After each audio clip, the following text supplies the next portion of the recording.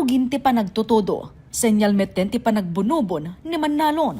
Iti kalikagom asumayaat, umado ti apit ken mapabasi ti gastos ni Manalon, babaen ti tulong ti LGU Bangged na iwaras itangal daw dagiti certified inbred rice seeds, manipod iti field rice iti babaen ti Department of Agriculture, kadagiti nasurok inem agasot a Manalon, manipod kadagiti 11 a barangay iti ili. So na certified seed datoy ma'am mabalin nga ni Manalon mabalin na nga ibiniti sumaruno nga season. For example, imula na tatadayjay certified seed na mabalin nan tumanen nga imula no sumaruno nga season tayo. So mabalin na nga agbini nga kunada ma'am ti local term na ibinida dayjay na imula datatta for the certified seed.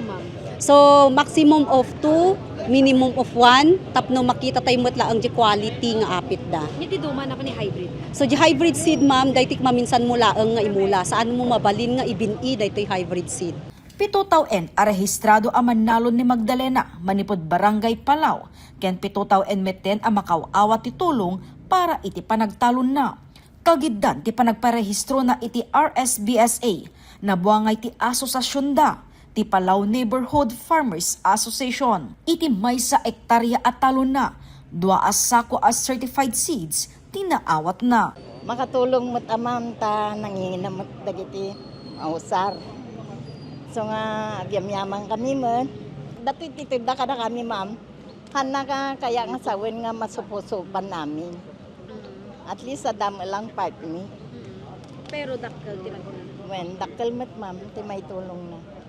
Pakabuklan a 1,037 bags tinaiwaras, ken kada bag naglaon ti 20 kilos as certified seeds. Nakadepende ti registered when geotag area ni Manalon ti maawat da abini. Imunan anikan ti hybrid seed dagiti Manalon iti irrigated areas. Certified seeds kadagiti direct seeding, ken daytoy ti maikatlo a batch para kadagiti adda iti rain-fed areas wenno dagiti transplanted ngagbunobon ken agraep. Kapunta mangrugiti todo-todo suratan ited tayo maten iti panakaparte dagiti agtaltalon iti bangkag. After dati mayors, anya pa tinamnama nagiti farmers. Ano pa LGU ba? Yeah, ado pa lang ang benepisyo kas kumang iti panakited to iti kagamitan. Lang mati water pump, water hose, bugaso. Amin na gito naka-budget met nga panakaparte met iti munisipyo tapno matulungan tayo nga napinpintas iti produkto dagiti Manalon tayo.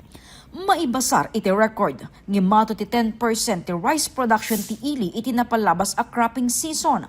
No maidasig iti munonan a panagaapit. Patyen ti LGU tapno magunod ti napintas nga apit. Mangrugi daytoy iti napintas abini. Agtutuloy met ti panangalukoy ti LGU ti panagmiyembro ni Manalon iti maysang accredited ken registered association. Tapno ti kasta adda dayjay legitimacy wenno dayjay legit identity da nga dagito nga Manalon nga registered ket miyembro damot laeng ti maysang association. Kasi ti government tayo tatta saan laeng nga individual farmer ti assist da no dikit di nakatutok damot laeng kadagiti tulong wenno intervention para kadagitoy accredited wenno registered nga association. Masapol nga no naka-register dati RSBSA tulungan mi mutla soda nga maki-member diyan ti accredited wenno registered nga association within the barangay. Tapno nalaklak ati pan naka-profile na.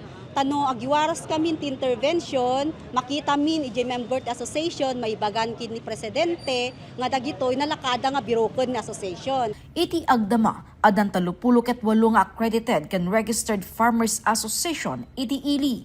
Iti sumarsaruno a bulan manamnamamet ang maiwaras dagiti fertilizer. Jessica Boreta, Balitang Solid North.